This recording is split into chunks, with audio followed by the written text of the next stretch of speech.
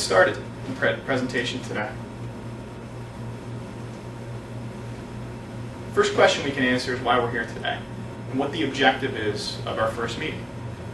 First meeting objective is clearly going to be to seek and understand your business model. How could I ever, as an insurance professional, come in off the street and make a recommendation on your business if I didn't understand truly how you guys operate? So the most important thing I want to come away with today is some understanding of how your business works. Now, how we're going to do that today is I'm going to set an agenda. First step in the agenda is going to be passing the test.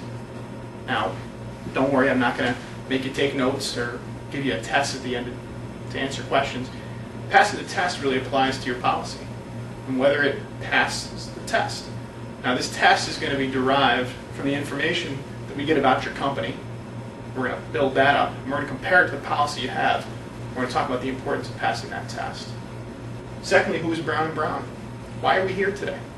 What can we bring to the table to make you a more efficient company? How can we help you? Finally, our process. So once you understand the importance of insurance and passing that test, and once you know a little bit about us, what process are we going to use to make it work for you?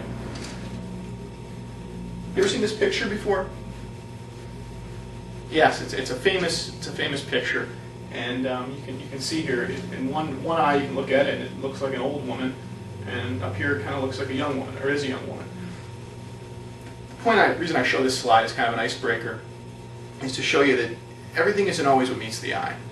Now, your policy, you had it, obviously you had this policy, you said you've been with this broker for quite some time, so you've been working with this policy and you look at it as something that protects you. I mean, you pay for a service to be protected, and you expect it to provide that.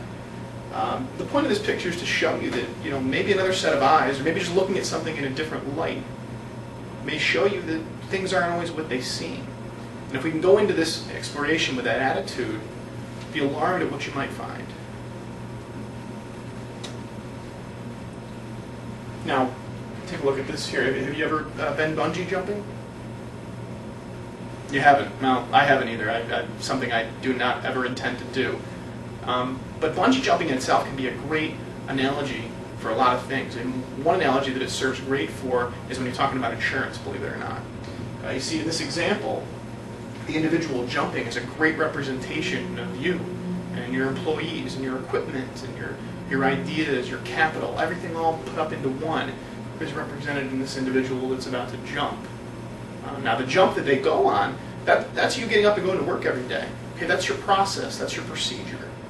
And the risks that this person faces as they jump from this scary looking bridge here are the same risks that you may face every day getting up and going to work.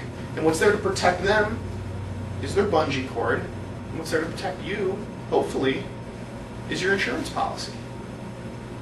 Now, you've said you'd never been bungee jumping, but if you ever were to, and you were standing up on this bridge here, it's, like I said, quite scary looking, may you ask yourself, is the cord you're using any good? Are you using something that has been used recently? Is it fastened correctly? Is it too long for the jump that you're going on? Now, these are all valid questions that you may ask yourself as you're about to plunge some 400 feet. Now, if I flip the coin and ask you if you're using that same vigilance every day, questioning your insurance policy and whether it covers you, you'd probably say no. Now, why is that? Yes, a lot of people do depend on their broker to do that. But like most people, they haven't had a major loss to really have tested that policy. Now, in the bungee cord example, there's people that go out and test bungee cords. That's what they do, and they certify whether they're acceptable or not. But in the insurance business, who's really testing it? Who's really lending their expertise? Because if you think about it in insurance, the insurance carrier's job is to sell you the least amount of coverage for the most amount of money. Because they're in a business to make money, right?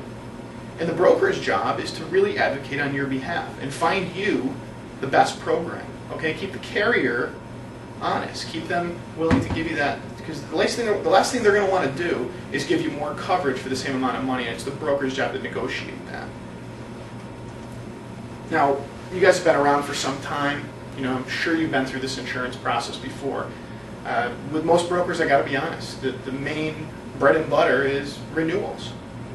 Okay, and I'm not going to discount that. Renewals are very important in our business. It's very important to retain customers. Should not be your entire relationship with your broker. Really got to stress that, because hiring your broker and paying your broker is a 365-day-a-year job. It is not 2 months before renewal. They walk in the door, talk to you about pricing, talk about your renewal, give you a pat on the back, and walk out. Okay, that's not earning their money.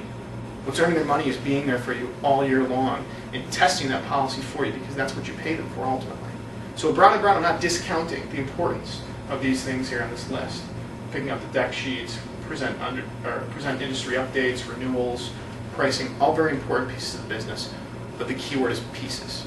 There needs to be more of a role that your broker plays to make sure that that policy that you pay for every single year is going to pass that test when you need it to.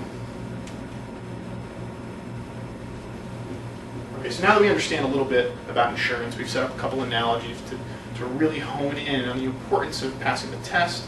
We've talked a little bit about the process that most brokers use. Who is Brown & Brown? Who is Brown & Brown, and why are we different? First off, we're the 7th largest broker in the country. Number 7. Now, what does that mean in insurance language? It means a lot. Our size gives us clout in the marketplace. That's number 1. What does that mean? We're able to negotiate programs for our clients. Okay, we're able to tap into special programs. We have an endless pipeline of carriers that we work with. We can negotiate effectively on pricing. We negotiate even more importantly on coverage.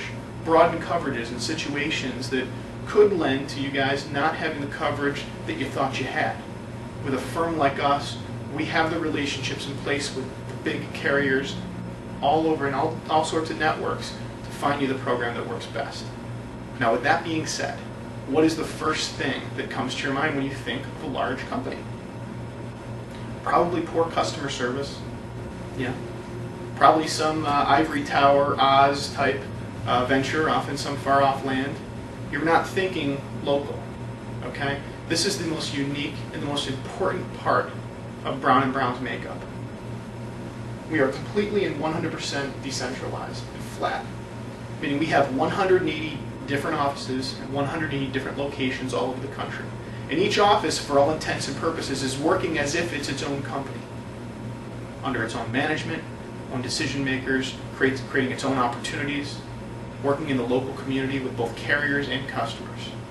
This is the most unique piece about Brown & Brown, because you're gaining the power and the strength of having a top 10 brokerage firm at your disposal, but at the same time, you don't have to sacrifice your broker down the street mentality, the one who knows the local economy, who knows your business, who cares about your business.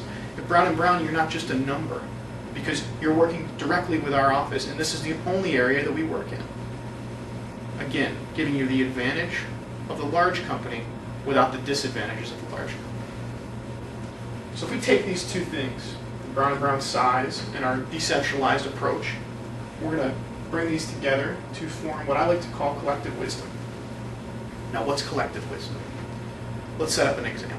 Are you I see by the pictures on your wall here, you look like a football fan, right? Okay. Who's your favorite